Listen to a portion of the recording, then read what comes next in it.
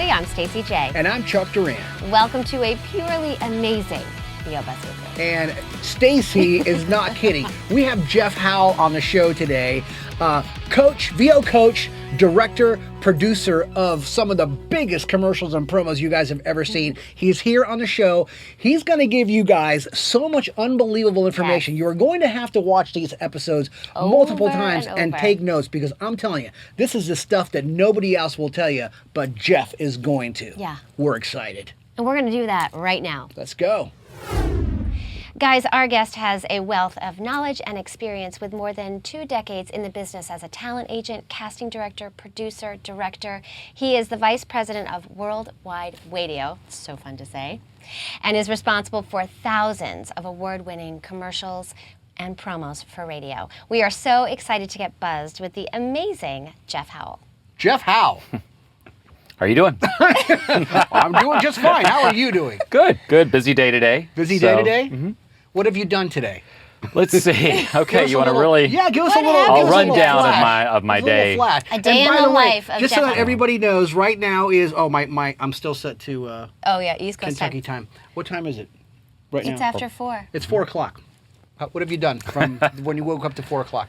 Well, yesterday I received a call from CBS, and they had a couple of last-minute spots that we had to rescue them by producing some versions for them. And so they gave me some scripts yesterday. I had to cast it yesterday, record it yesterday, and then today we were in editing, and then in the middle of that I got another script, and so I had to hold auditions this afternoon, and we're right now at this moment in editing, and so I'm going to be going back to my office after this interview and working tonight, and then tomorrow I've got a session to produce for Warner Brothers in the morning, and then I've got to check in with my CBS session throughout the day because the spot is due at the end of the day tomorrow. So I've got a lot going on the next 24 to 48 hours.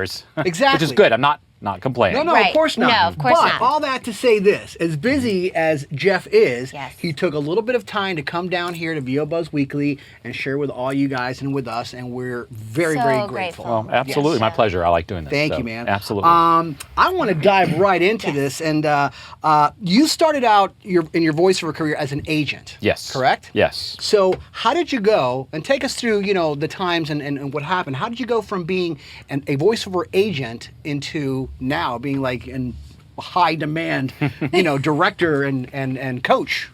Well, a long sort of road, but what happened was I started temping at a talent agency called Abrams, Rubloff & Lawrence. They don't exist any longer, but at that time they were very big in the 60s, 70s, 80s. They were very big with the game show host and had a great on-camera division as well. We had some celebrities and a really good, strong voiceover division as well. Well, now they're just Abrams, right? Well, actually, they split off. They became, Harry Abrams took the company, part of it, and then Richard Lawrence held on to it and kept the corporate name, Abrams, Rubloff & Lawrence, and then he finally got rid of it about 10 years ago and then reopened as Rebel Entertainment. And so, anyway, but at that time, when I was there in the mid-'80s, it was very high-end, busy voiceover on-camera commercial agency. And I started as an assistant, and I really liked it. I found that I didn't really know about voiceovers all that much, but then I realized that a lot of experience I'd had in the past, really it made sense that I found myself in voiceover. I had been in radio, I had been in television, I had done a little bit of casting. I worked when I first moved out here. I was an extras casting director. Not that that had anything to do with voiceover, but I at least had some exposure with working with talent. And then I'd been in advertising and promotions and PR. So all these experiences, and also I had directed theater, and so I loved working with actors. I dabbled in acting when I was in high school. I realized I was a miserable actor, but I loved being around actors. So anyway.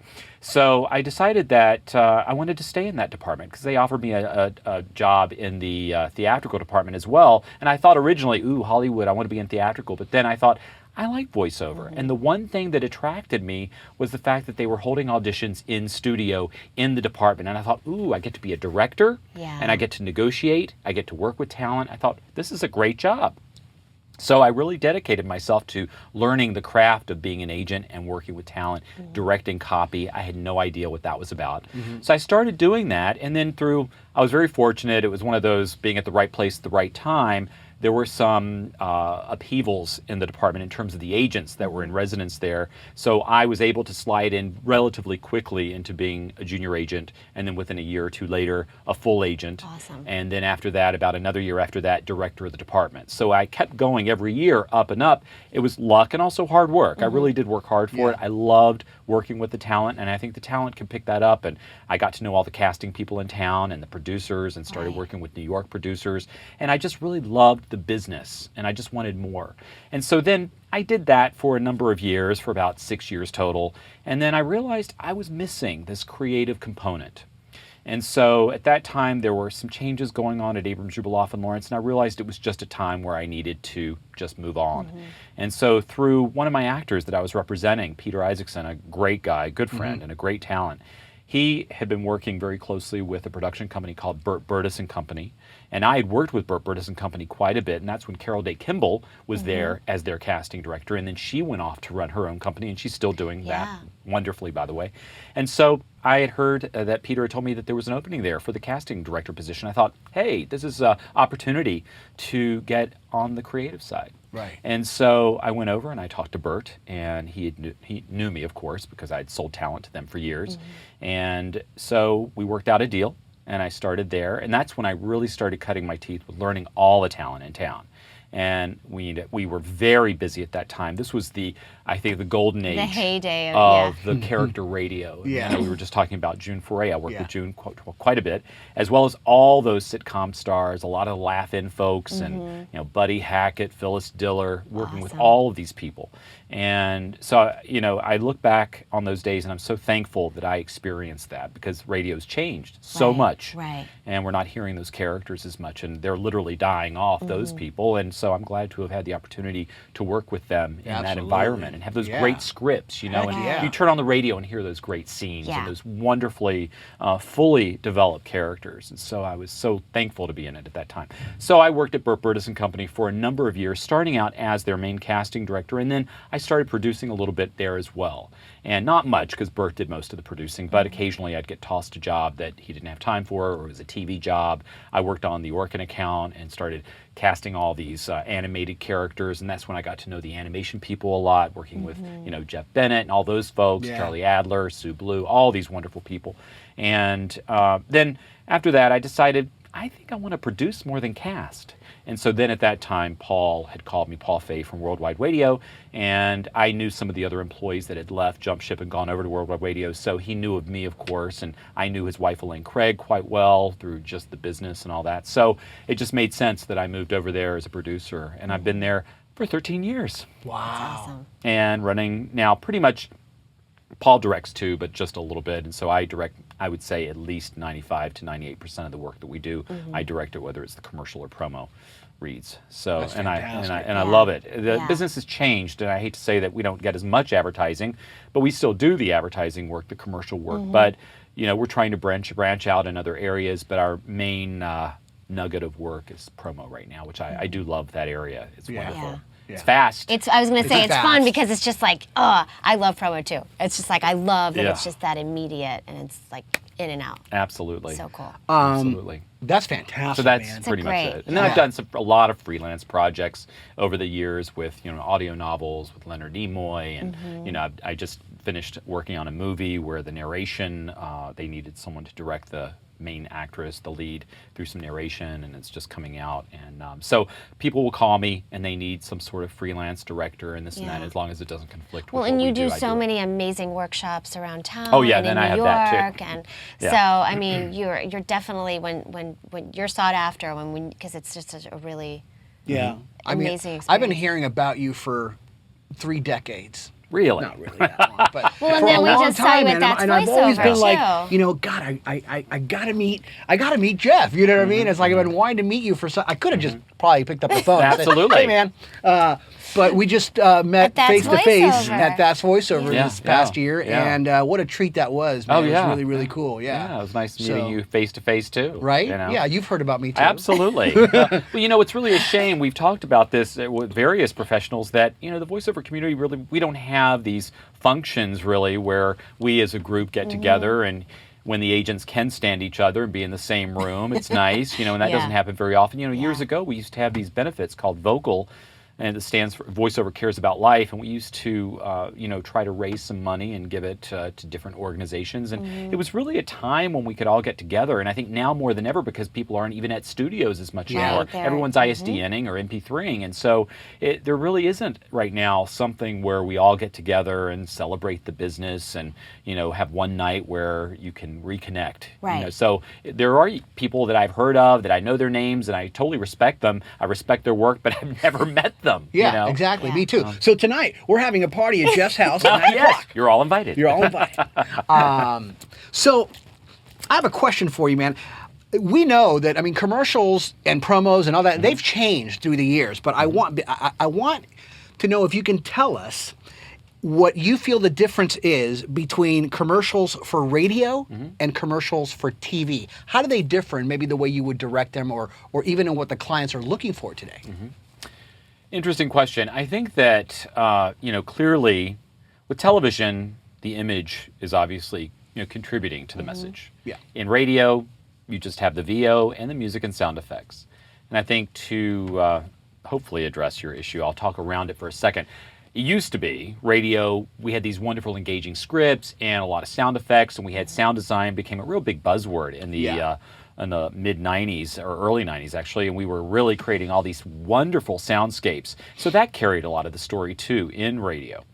But I think right now, to hopefully address your question, the key difference is that, I think with radio, you have a lot of it is monologue right now, and you have everything's really ultra real.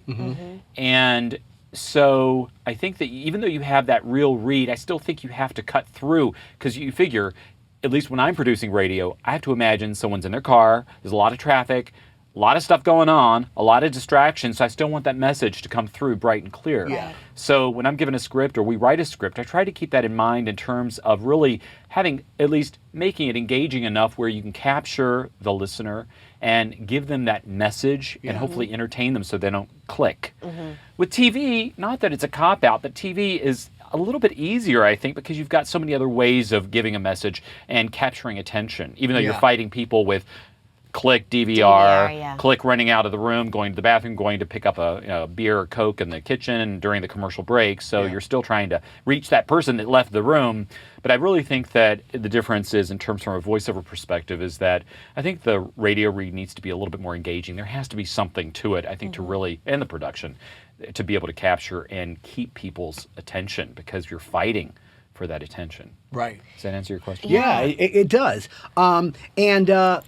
Do you feel, because we were just talking about this yesterday, and I was telling Stacey, you know what I don't hear a lot of anymore is partner reads. Yeah.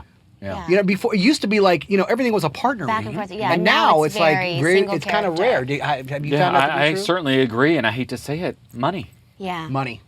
Costs more money. We Yeah. used to have spots with 4 or 6 people on it, and when I do estimates, it's amazing, how much the numbers go up when it's a union gig, because you have to add the pension and health and all on top of all the fringe cost on top of the talent fees, and so the money goes up exponentially as you add number of cast members, and then if something is reused over, you're paying for different cycles and more use, and so it really, when you're looking at the bottom line, if there's an accountant at an ad agency and they're looking at their talent budgets, the more people you put on, the more money it's going to cost, and that can build up over time too, the more you use the spot. So I think a lot of that may be financial.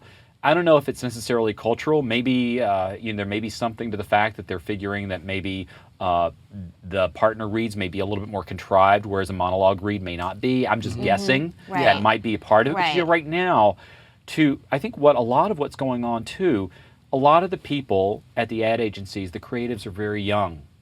And the younger people are keyed into YouTube. Everything's raw. Everything's ultra real. The minute you start getting anything that's polished, a little contrived or planned, it's a turnoff. Right. They think it doesn't seem real anymore or authentic. And so they're not writing spots for that. They're writing spots for what they're around culturally right now, for their pop culture Well, experience. the attention span is so short, Absolutely. too. So you have to And that may get be in and part out of it. in 15 Yeah, seconds or you exactly. lose, you know. So that may be a part of it as well. You know, Yeah. who knows? There may be a lot of factors, but I think money's a part of it. So let's touch on that real aspect. Yeah. Does real mean to you? It's the new When they four-letter say word in real, voiceover. exactly, new I four, know. does Real. real? Do you think real means that, like, because you mentioned polished, that it's that you sound kind of like you're not a voice actor per se, you're just a real person, or does it mean that you are a voice actor, but your delivery is just very natural? Well, I think that the ad agency would like it to be the first, but it actually should be the second. Yeah. Does that make sense? I mean, Right. I am such a fan and promoter of voice talent, and I really do believe that there are voice talent out there that can do very real because they're actors. Yeah. They can act real. That's what they're hired to do.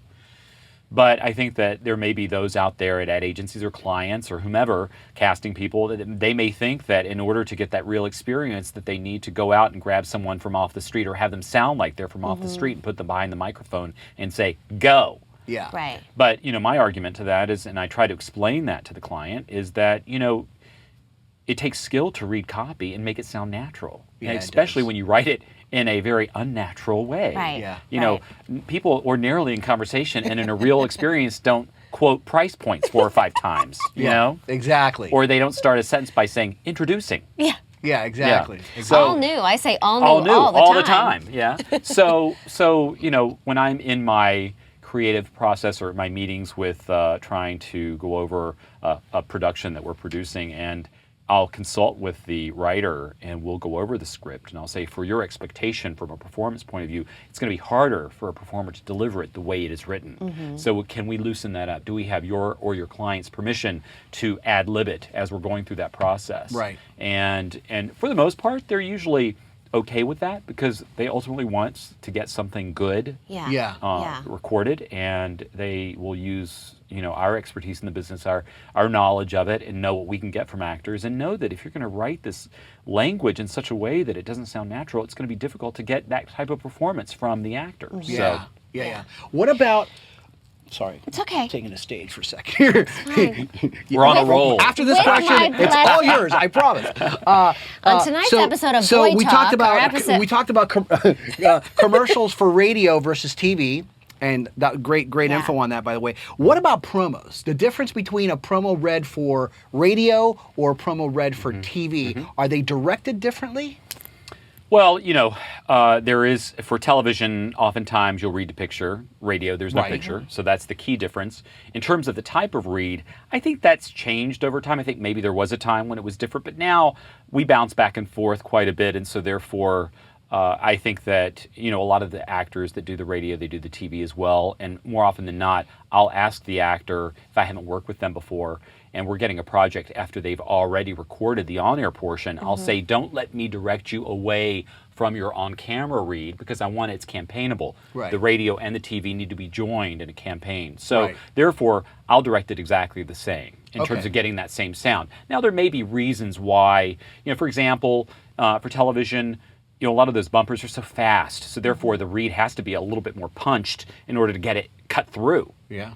But with radio as well, I got to tell you, there's so many sound bites that we're usually asked to put into a spot that time is our enemy. Yeah. And, I'll sit there with a stopwatch, and sometimes the actors are worked over by the time they're done. And Yeah. I keep apologizing, and then ultimately what I do is I always get a safety with a little slower, and then I'll go to the network and say, okay, can we cut this sound bite down because I want to give the actor time to give a better Right. performance. Right. Yeah. So. To tell the story. Yeah, to so tell that we the story. can watch Yeah. the show. So to answer your question, maybe reading to picture may be the primary difference, Right. and maybe subtle little differences here and there, but again, for the most part, it's a campaignable situation, so the Okay. reads are essentially the same, Okay. I think. You touched on this a little bit, but what do you think are the major trends and where do you kind of see things going with respect to commercial reads, promo reads? Let me get my crystal ball out. Hang on, I brought it with me. Now, who the hell knows? I wish I could predict that. I tell you, I don't know, to be honest with you. I think that I'm living in the moment like everyone else and just trying to hang on and survive. And I think that celebrities, I think, are going to continue taking a big bite out of our business over time.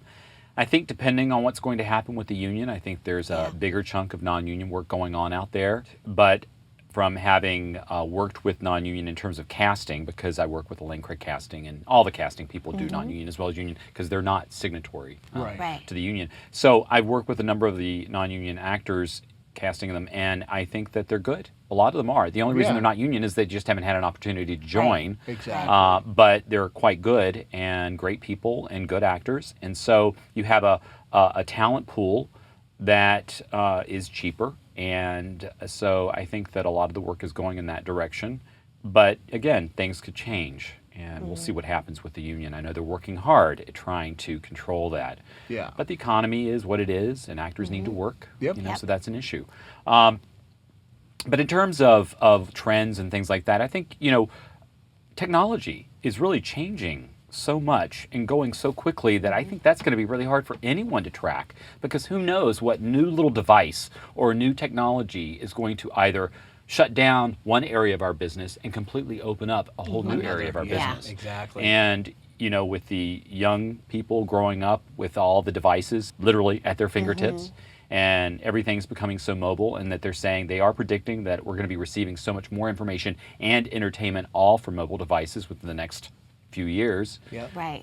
That let's see how Voiceover is able to access that as well. And are we going to be able to, when we press a button on our little devices, whether it's a phone or a pad or something, are we going to hear VO actors just beaming through advertising information automatically without even touching the screen? I mean, who knows? Yeah. And I think the one thing we're seeing, though, is a lot more advertising, whether it's VO related or print, is being aimed directly at the consumer now, because they access information that we're busy putting in. Every time we log on a website, that's registering somewhere. The advertisers are getting access to that information, and we're being fed that information through Facebook, emails, a lot of junk mail. And so, and I think in terms of bringing that back around to how voiceover performers can capitalize on it, or how it'll affect our business, remains to be seen. Right. I think my feeling is, I think there's going to be a lot more less of non-visual voice-related material and more visual-related material, meaning that voice with picture as opposed to voice without picture. I think there's just, because all of our devices have screens. Yeah. So, but we'll see. That's pretty good assessment there. I know.